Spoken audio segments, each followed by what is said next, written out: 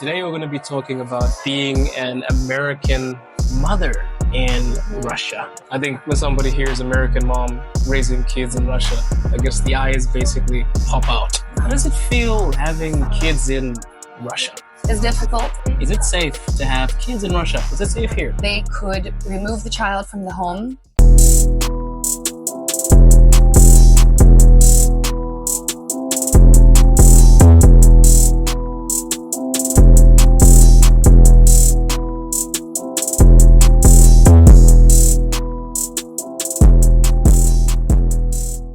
Hello everybody and welcome back to the channel, Afro Love, roaring truths to preserve your pretty voice.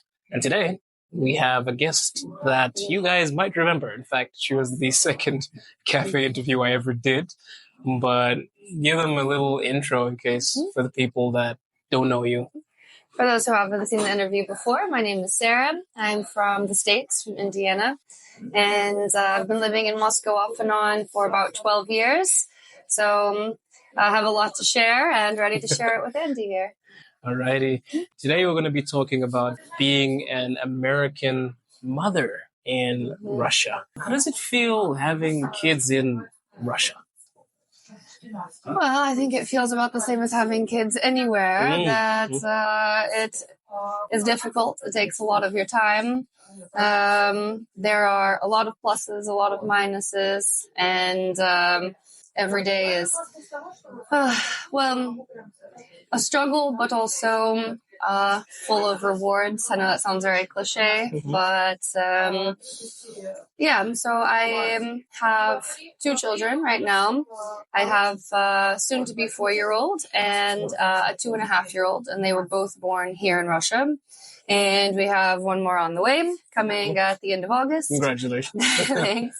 Which we will also be having here. So that's, a decision that we're really happy about, that we're able to have the third one here as well, because the year before we were living in Hungary and we weren't sure about if that would be a good option for us to have children there and what the differences would be.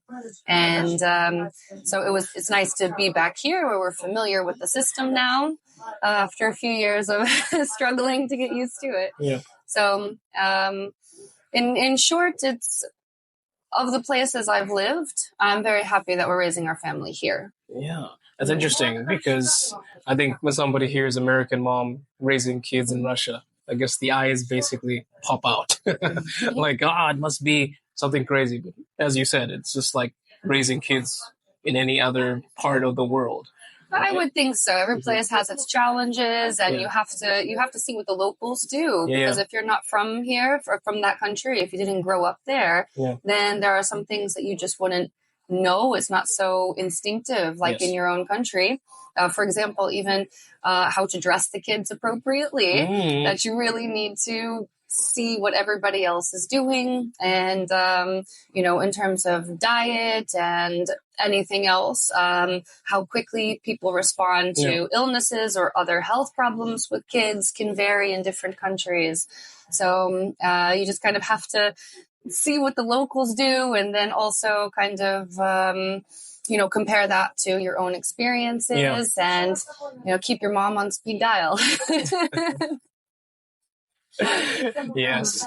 Yeah. And it's interesting too, because not just the whole having kids here thing, because I'm going to talk about safety. I'm going to ask you a question about safety. But generally when people say you're in Russia, they're like, oh my God, are you okay? So I wanted to ask you, with your kids, is it safe? I know this is a silly question for people that are in Russia, but for the people that have never been to Russia, is it safe to have kids in Russia? Is it safe here? Absolutely. I wouldn't be having a third here if it was so unsafe. Unless she was absolutely crazy. No, I would say that when it comes to medical care, that coming from the States, that it's a huge improvement. That, anywhere you go in any country, you have good doctors and bad doctors, good facilities and bad facilities. So you have to, of course, get second opinions. Don't just take everything, that the doctor says as gospel. And you need to use some common sense, because doctors are still humans too. They make mistakes. But the availability of of clinics, of doctors here, and the ability to just message the doctor directly and ask questions. For example, our oldest daughter is sick right now, and I was able just to go to the clinic and do the analysis there on our own. This cost about 600 rubles, so about $6 for a urinalysis. And then I just messaged our pediatrician directly and told her the symptoms, what was going on. And we had the choice. She could either come to our home or we can wait and see how it progresses for the next day or two. And in America, this is not something that would ever be an option, at least not where exactly I'm from and how we were raised, that you don't go to the doctor unless you're dying, and you definitely don't get to talk to the pediatrician directly, on WhatsApp or something. Same. So in terms of medical safety, I'm very happy. Playgrounds are a little different because here, they definitely let the kids engage in more risky playtime activities. Okay. So in the States, like the monkey bars might not be quite so high, or the slides might not be quite so high, or the types of activities are, they're quite like easy for the age group. Whereas here, kids of all ages will do all different levels of physical activity outside. That for a parent with young children, you're just constantly like ready to catch them. Yep. But is that a negative? I don't think so, because kids need to learn about their bodies, about what they're physically capable of doing. Mm-hmm. And how do they do that? By being challenged. Exactly. If they're not being challenged, then what? So I'm not saying that is only here in Russia, but the playgrounds are definitely riskier, I would say, than a lot of them that I see in the States, in terms of the types of activities that the kids have to do. But in general, like walking on the street with the kids or going anywhere with them, people are typically very helpful. Opening doors or carrying the stroller up or something. Yeah. So I've never felt worried with the kids. Understood. I see. And are there any special things that you need to know about when you're having a kid in Russia? Maybe like documents or certain things like that we would need to know that people might not know? Yeah, there's a lot.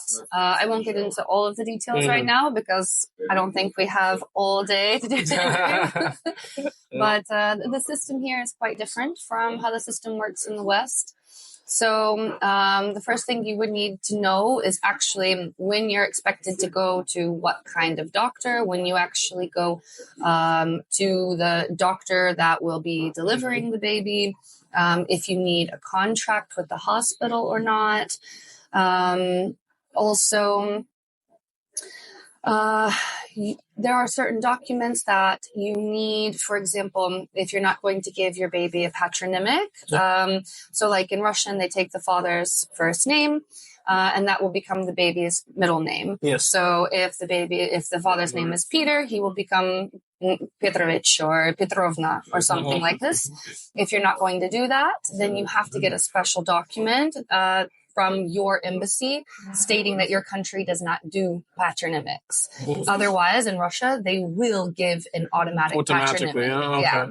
So if your husband has an unusual name or is something strange for Russians, this can create some silliness. I'm picturing my kids because that would mean my first name is actually Juppy, right? It's Juppy Andy. So that would be Yapyovna or Yapyovich. Sounds really right. So it might save the kids some bullying. Unique, I guess. But there's also, if you're going to have a partner come with you to the delivery, then they also need a variety of medical tests before they can come to the hospital for the actual delivery process. because they see this as a very serious event that can cause, great infection for the mother and the child.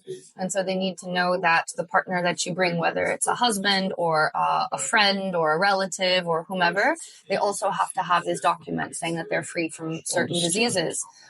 And there's a lot of different things related to bureaucracy, related to medical care.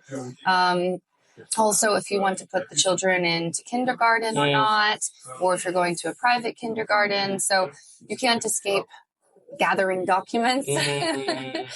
But first things first is trying to understand the system, what you need, and what kind of things you're required to do here, and where you have leniency. So, for example, in the West, the vaccination schedule is very strict. Yes. And they give you a lot of vaccinations, and very often in clusters. So a baby might get 5 vaccines at once in one go. 5. Yeah, this is pretty standard now. And then already 3 months later, they're getting another round of injections. And I'm not saying 5 injections every time, but still, even every couple months, getting some vaccines. Whereas in Russia, the family has more control over this. Yes. So if you don't want to do 5 at one time, you can discuss this with your pediatrician. And as long as the vaccine is available, and oftentimes you will have to pay out of pocket for this, then they can, then you can kind of make a plan for your child. Also, of course, if your child is sick, then they won't give your child vaccinations anyway. Yes. So, because it's more dangerous for the child. Of course, yeah. So in this way, you very often have a specific individual plan with your pediatrician, and you can refuse certain vaccines. Some are still required if you want your child to go to school in a Russian school. But otherwise, you can decide, especially as a foreigner too, if this is not something that's given in your home country, like, for example, tuberculosis vaccine, then you can opt out of it here. But it's highly recommended since tuberculosis is not eradicated here. So this depends on the family. Whereas like with chickenpox, this now has become required in many European countries and in many parts around the world that a chickenpox vaccine is required. So I don't know how it was in your childhood, but I remember having chickenpox parties. All the kids come together. Everybody gets it. Exactly. Whereas whenever we were living in Hungary last year, we got reported to the police twice because we did not want to give our youngest daughter chickenpox vaccine. And we wanted her to get the illness and be protected this way. And they said that that's not allowed, that chickenpox is too dangerous, and that if we do not give this vaccine within the time period they gave us, then which was only a few months, then they could remove the child from the home and vaccinate her against our will. Yeah. Crazy. Yeah. That's wild. And so that was something that obviously we were not okay with. And I mean, every family has their own opinion on what, their vaccination, what they're going to do with vaccinations now. And, we opted to do the several core vaccines, but these extra things like flu and COVID and chickenpox said, we don't want any of that. And the fact that this was being pushed on, especially a child that was 2 years old. It's a bit crazy, yeah. When typically with chickenpox, if the child hasn't had it by the age of 7, then it becomes dangerous and you need to get a vaccine. Because at this point, there can be really serious side effects of having it. And that's a totally different situation.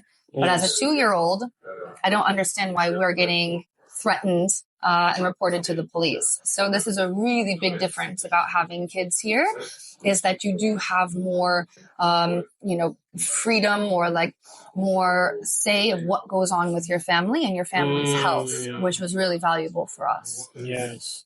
And actually, you have something coming soon. Sort of like... the baby? Not the... Well, yes, the baby. The baby is coming soon. But you have a consulting company that you're setting up. to help mothers in Russia that are foreigners, right? Yeah. What is that about exactly? So I was trying to think of something that once the third baby comes, something that I can do with myself that is productive, that is helpful, that can be financially helpful to our family. And I didn't really see myself part-time teaching or something. I didn't want to. Totally. And I wanted to really devote time to my family. And I thought, there are a lot of families here, a lot of foreign families who are having their first child or having their first child in Russia, who are considering having children, or they're moving with children here. And with the new shared values visa, it's estimated that more than 1 million Westerners are going to come to Russia in the next couple of years. Now, we'll see how that goes. But even if it's half that, that's still a substantial number. And of that, I think a few are going to procreate. I mean, we would assume so. It's only logical. I mean, unless everybody just decides to be celibate. It's too cold in the winter. You gotta get up close with somebody. It happens. Every child is a blessing. So my thought was, why not help them? Yeah. That I'm a teacher by profession, and this is already something natural for me to help others and to show them things. And I thought, I've had 2 children here. I'll be having the third here, and I know the system, the ins and outs fairly well. I can't say I have the answer to every question, but I do have people that I can ask personally if there's something I don't know, and that I can even refer people to. Yeah. So basically my idea is for any family that is thinking about having children here, maybe they haven't conceived yet, or they already have and they're at some point before giving birth, that I can, help them solve these problems. It's already a stressful enough time in your life trying to get everything ready mentally, physically, everything is very exhausting. So I thought, well, I can give you the condensed version. This is how the system works. These are your options. What kind of birth do you want? This is also very important, because are you a person who wants to go completely natural, no medicines, like, the doctor don't touch me kind of thing? Or are you a person that, you want it to be natural, but you would like to possibly have intervention, for example, an epidural or something like this? Or are you a person that wants a planned C-section? There are many different options. And of course, there are people who have risky pregnancies, or things happen and emergency situations happen. And so thankfully, I never had any of the emergency situations, but I still understand how the system works, the bureaucracy that's involved, what kind of things you can bring and you cannot bring to the hospital, because there's a very important list here. So my thought is to assist families basically from conception until the first year of the baby's life. Because also that time at the hospital, there's a lot going on. And if you don't speak Russian, then it's incredibly daunting and can be quite terrifying. People coming in, looking at your baby, looking at you, maybe giving you injections, and you don't know what's going on, and not knowing what you can say no to or how to ask what this is. Maybe you need help making appointments. Maybe you want someone to come with you to the appointment to ask the kind of questions you need. Also, right after the baby's born, the nurses in your region, it doesn't matter if you're a citizen or not, where the baby is registered. So where your apartment, your flat is, you are automatically connected to the children's polyclinic, and the hospital gives that information. You don't do anything. Within the first, I think, 48 hours, the head nurse of the clinic comes to your home to check the baby, to talk to you, and to see if there's any problems, questions. They check the baby's weight to make sure they're gaining enough, that they're not jaundiced, which often happens with small babies. Then other nurses will come periodically for the first 3 months. They'll check for rare genetic diseases. They'll check that the baby's muscles are forming correctly. They'll give you help with breastfeeding. They'll give you help with bathing. This is not a service that they're doing like every week that they come and do this, but you'll get a phone call and we'll be by tomorrow. It's not the most convenient because then you're stuck at home all day the next day.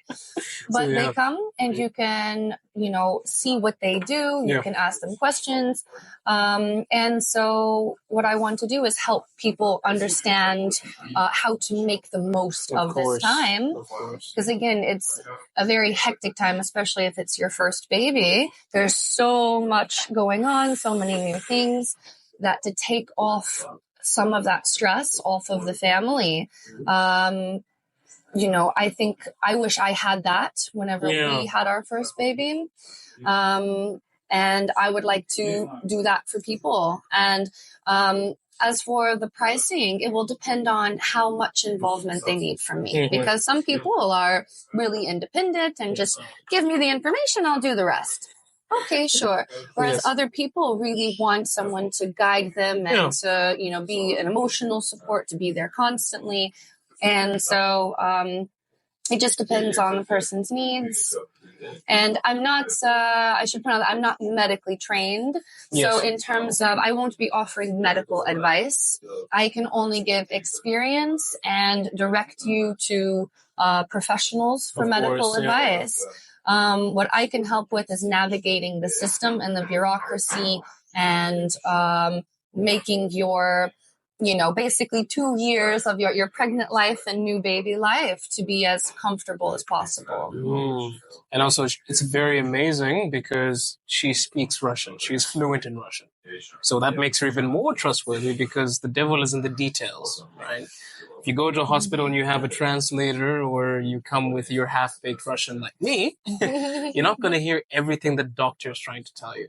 So having somebody that speaks the language is almost, I would say, heaven, for a foreigner living in Russia.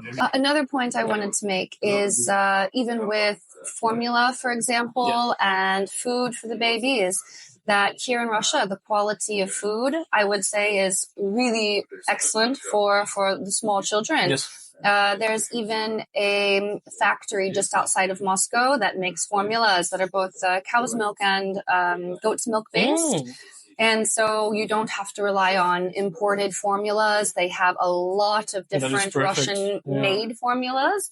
Even if, for example, this factory is actually a French company, but the factory is based in Moscow. GMO-free? So, yes, absolutely. Because in Russia, GMOs are completely banned. So any Russian-made food is going to be GMO-free. And any other kind of growth hormones and things like this are banned here. So you can definitely trust the Russian foods. I mean, there's still different qualities, of course. But I can say that we have been very, very happy with the quality of it.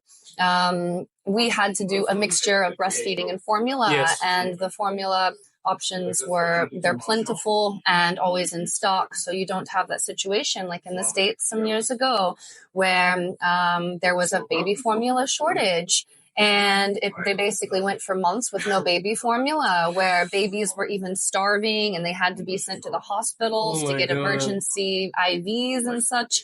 That I've never heard about such a thing here. Maybe it's happened at some point, but if you go into any of the supermarkets, any of the children's shops, it's any and every kind of food that you can want, from very budget friendly to the deluxe kind of brands.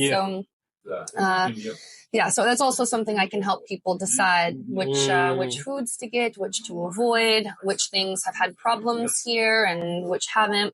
as well as places to shop, places that gouge you. Yes. Because there are definitely a lot of rackets that prey on especially new families. Like, oh, you need this latest thing and you need this kind of thing. And here you're going to pay $500 for this and $1,000 for that. When in fact, you can get the exact same thing at the local shop for a tenth of the price. True. So to help people not get scammed by these things or by contracts at clinics that want you to spend $1,000 to $3,000 for care that in fact would actually cost you about a third to half of that price. So so that's basically my thoughts. When I'm having my children, I will communicate with her. My wife is Russian, but I also feel like still there's some things that maybe somebody might miss. It's good to have people like this that you can talk to and communicate with. Well, even the Russians tell me how difficult the system is to navigate and that they would like to have somebody like this as well.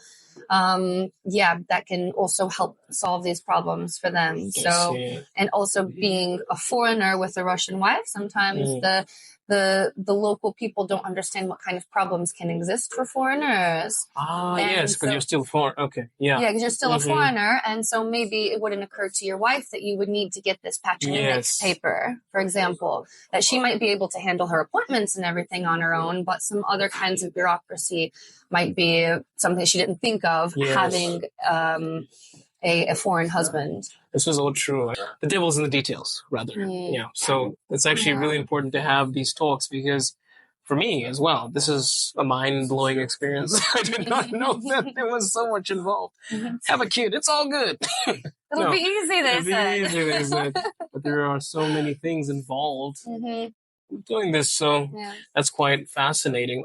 I wanted to go into the language aspect because you already have 2 kids. And how do you manage the language in your house? Because as you said before, you were in Hungary before. Your children are fluent in Hungarian. Yeah, we are trilingual in our household. How do you even manage? I'm not. The kids are. How do you manage this? Like, how do you? Well, we were following the rule of the parent speaks the native language to the kids. So I speak English with the kids. My husband, who is Hungarian, he speaks Hungarian with the kids. And then being in Russia, it's kind of impossible not to get Russian language, but they also go to a bilingual kindergarten where they spend about half the day in Russian and then a little less than half the day in English. And all of their extracurriculars that they do at the school, like they play football or soccer, they do painting, some ceramic pottery class. All of this is done in Russian. The kids all speak Russian. So we're not really worried about like teaching them Russian in the household because it's not our native language and we're in the country of the target language. They'll pick up on it. And so with English, it's also not a huge concern of ours since English is the global language, that it's quite likely they won't speak like a Midwestern American like me, that if we go home, they might say some things a little strange. That's just going to happen. But the concern is more with Hungarian. It's already not a very widely spoken language. So we're trying to find, their dad speaks to them as much as possible in Hungarian. We actually found a babysitter who is Hungarian here. So that's awfully convenient. A student. And so she comes about once a week and she just speaks to play in Hungarian. Play in Hungarian with the kids. And they, calls to parents, to his parents, to their grandparents, and then a lot of reading, as much reading as possible. So right now that's kind of, we don't want to get them too into screen time yet since they're still very young. But I have a feeling that over the next few years, cartoons and shows are going to be a source of language help for them. So as long as we get them to understand that, this is a plus and that it's not just screen time all the time, then we'll start adding that. But it's a challenge. I understand. But so far, this seems to be working very well for our family, the one parent, one language thing. But our household language is English. even with that, the children know they speak to dad in Hungarian. So that's amazing. Mm-hmm. They're going to be trilingual. Trying. That's insane. That's insane. But speaking about the baby on the way, this is a question I also want to ask. When you have a baby in Russia and your baby is born in a Russian hospital, does your baby automatically become Russian? Or must one of the parents... Russia does not have birthright citizenship. So the baby will take the citizenship of the parents. If one of the parents or both has Russian citizenship, then done. So in your case, your baby would be Russian because your wife is Russian. And so for us, no. Now, if you have a residency, temporary or permanent, the baby will get that. You will have to apply for it. And there's a lot of fun documents associated with that. More and more bureaucracy. But they can get that through the parent. But otherwise, it's just the citizenship of the parents. Okay. But we had no problem getting our children the dual citizenship. This was during COVID time, and the embassy was still working to some capacity, the American embassy. Now most services are completely stopped. So we'll see with this next baby how it's going to work. Yes. So for anybody who's American and is also trying to figure this out, we'll be doing this in real time, and I'll try to give you the updates as I can. Yes, and she's also, you said you've got a YouTube channel coming soon.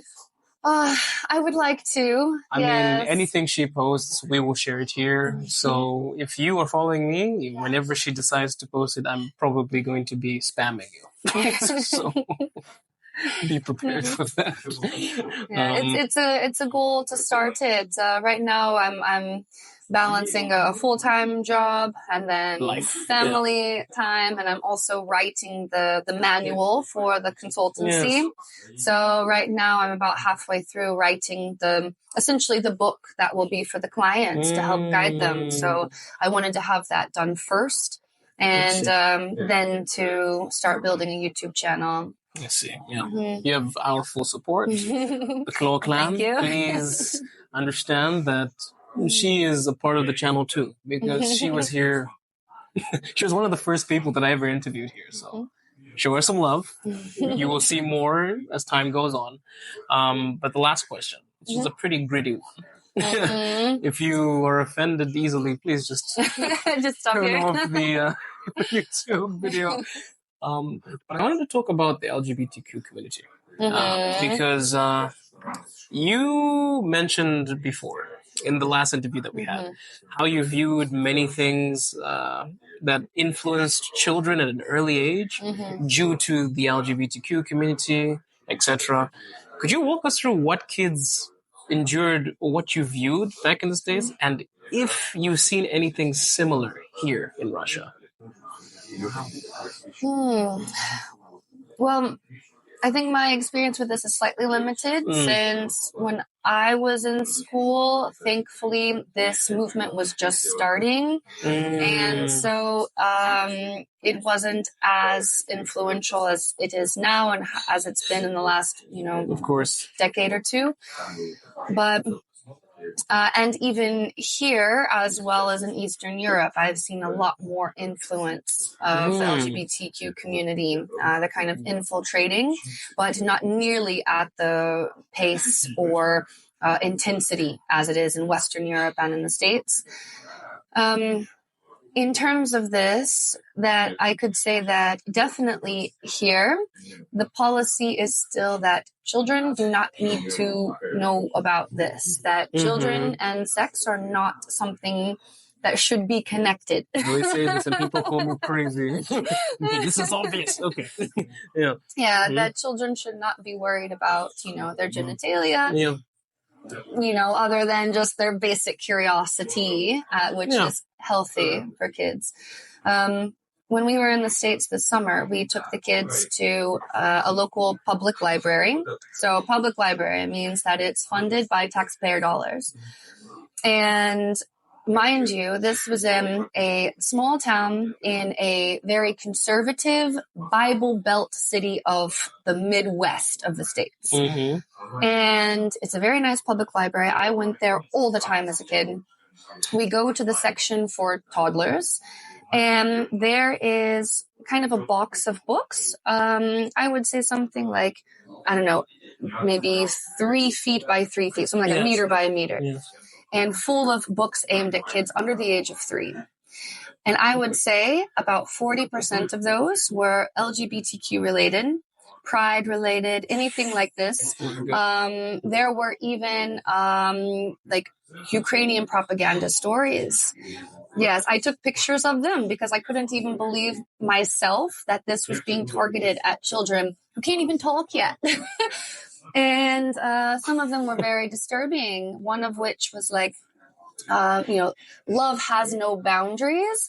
And it was showing babies with different types of adult caregivers. That's what it looked like.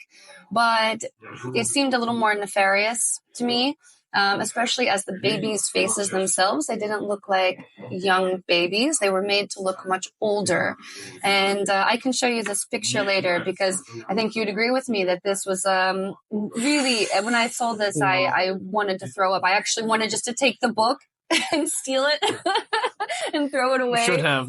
And then it was like teaching children the colors through the pride flag, this kind of thing, using any way to insert this propaganda with shapes, with colors, with family dynamics, and this is my sister and these are my 2 daddies, and in every story, almost every story had something like this. And these kind of broken homes of this is my half sister and this is my foster sister, and that they're not showing healthy nuclear families.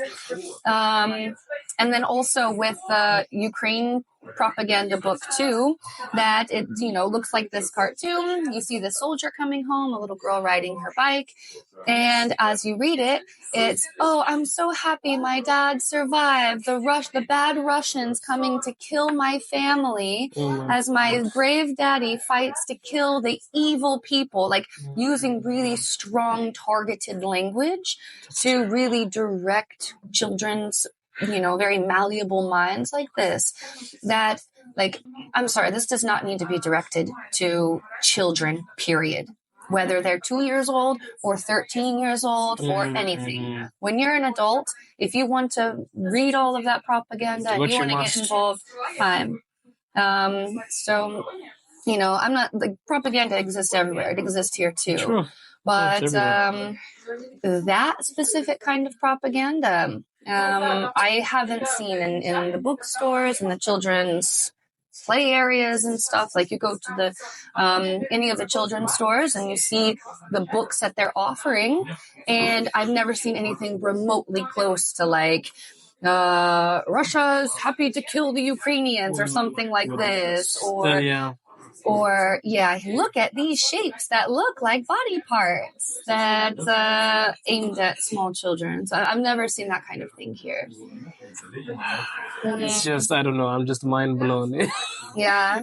I'll show you the pictures. You'll be shocked. Yeah, because I feel like it's one of those things, slightly off topic, that I've viewed.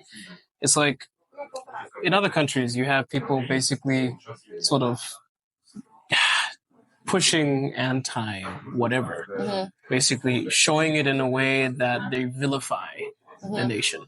But here in Russia, it's like, even though there are there is a beef, of course, I feel like a lot of the culture from other countries, even the States, even Ukraine and other things, are kind of still respected.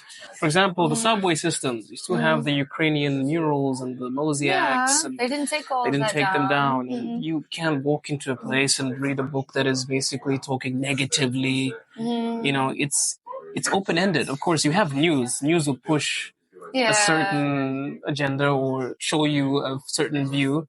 But even the children that I've, encountered in Russia, seen Ukrainian children, Russian children together, no problem. Yeah. They're not screaming at each other like, hey, you're from this place, or you're terrible. Or it's just like, it's really odd to see. But what I see more here is more like Russian nationalism. Yes. Of like, be proud of Russia, like wave the flag, sing the hymn, or like the national anthem, or something like this. It's more about like take pride in your who country, you are, and not as much destroy the enemy. I mean, I still hear tons of negative stuff about the States and about the West and everything, but I don't think that this is any more so than when I lived in Germany, what I heard about different countries, especially Russia. Like when I lived in the States, in Germany, and in Hungary, I can tell you I heard far more deplorable things coming out of their propaganda machines about Russia than what I've heard Russia come out about those countries about. Yeah. And so, I mean, this is not like who's the the better person here, but it's has a different. I don't know how to describe it. It feels different somehow. Yeah, it's like it's like you're viewing it from two angles. You have it like, no, be proud of who you are. The world is against us, but stand for who you are. And then you have, well, look, this person is a terrible person. Let's vilify them, and there's no other perspective. If you have another perspective, you are stupid or you are just a traitor. Yeah, and that's the difference that I see. Of course, you always need to, place your country in the right light. But then I feel like there are like levels to this when you find yourself not even offering any other perspective. It kind of shows your hand. It shows what your intentions are. Well, sometimes you have to just vilify someone else because you have nothing good to say about yourself. Exactly. And so it's, in my opinion, I always prefer to, it doesn't matter what they're doing. Like, don't even pay attention to them. What is good about you? Why should I like you? Like, what good things are you doing? Whether that's a person or a country. It's like, I don't want to hear about whatever you think that they've done or that you're accusing them of doing. That's not important. What about you? Tell me your pluses, your strengths. What's your strength? Yeah. Yeah. Very, very true. And this has been a really fascinating interview as usual. And I'm sure a lot of you guys are happy to see her here again. Thanks for having me again. It's so nice to have you here. I will be bothering her because she's going to have a YouTube channel soon. And she's definitely somebody that we all hold close to our hearts. Thank you so much for being here again for the second time. Thank you guys for watching. And as always, we are roaring truths to preserve your pretty voice. Ciao. Bye.